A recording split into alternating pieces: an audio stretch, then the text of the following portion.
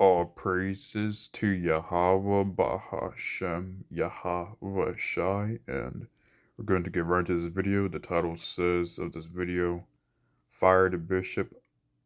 My coach says she was told to watch how much she played brown kids. Let's play the video. I didn't play by their rules is kind of it. In August, I had a preseason meeting with the president, Matt Shambari, and my athletic director, Frank Lazarick. And in that meeting, they talked about that I need to be super intentional of how I play my minority girls over my non-minority girls. Coach Sarah Ramirez released a recording of the meeting in August. Here's a snippet of the conversation. A disproportionate amount of your kids are financial aid kids. They're probably, your team in football are probably our two most diverse teams. Mm-hmm. And so that's going to create some issues in our parent community. We've got to be super intentional about not supporting or creating a narrative where it looks like, oh, well, we're paying to bring in these brown kids to come and win us basketball games, and then the white kids don't get to play. Coach says, at the time, she didn't think that this is what they were truly asking of her. She says the remarks did not impact her coaching style of playing the best players and abiding by the principle of earning your time on the court. Moving forward, Coach says she is taking legal action and is filing under wrongful termination. What they were asked, truth is... So the best players, according to this video, was the so-called brown kids. But you will have so-called white man tell you that it should be based upon merit and not DEI. Well, according to this, it seemed like the white girls were the ones who got the DEI treatment, or the DEI definition that the so-called white man, the white people, Edomites, like to go by, right? They always like to call black people DEI hires. Well, in this case, the white women are DEI players, right? So it just goes to show you Esau Edom is a hypocrite, right? He will say all this stuff about how it should be merit-based, but yet he feels as though it shouldn't apply to him. Now, we're going to get out of scripture.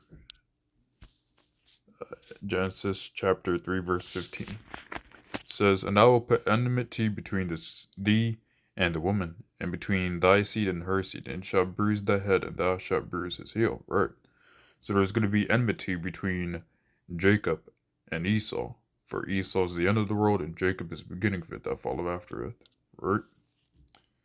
Now, we're going to get Genesis chapter 25 verse 23. "And the Lord said unto her, Two nations are in thy womb, and two manner of people shall be separated from thy bowels. And the one people shall be stronger than the other, and the elder shall serve the younger." Right. So the thing is, we're stronger than Esau. This is why in track, we're faster.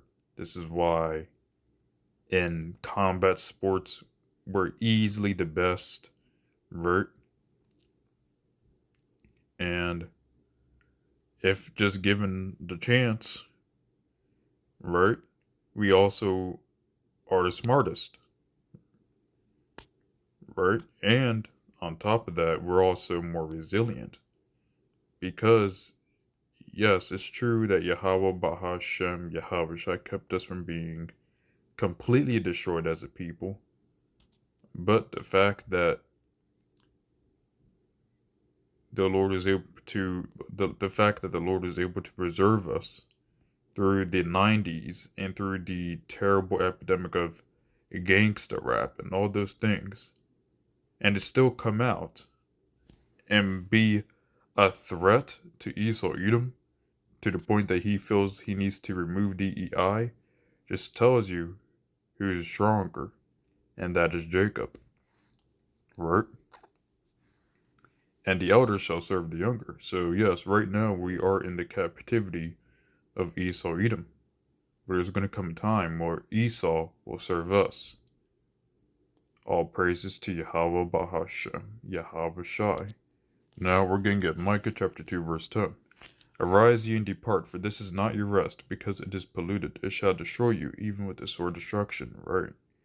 So the thing is,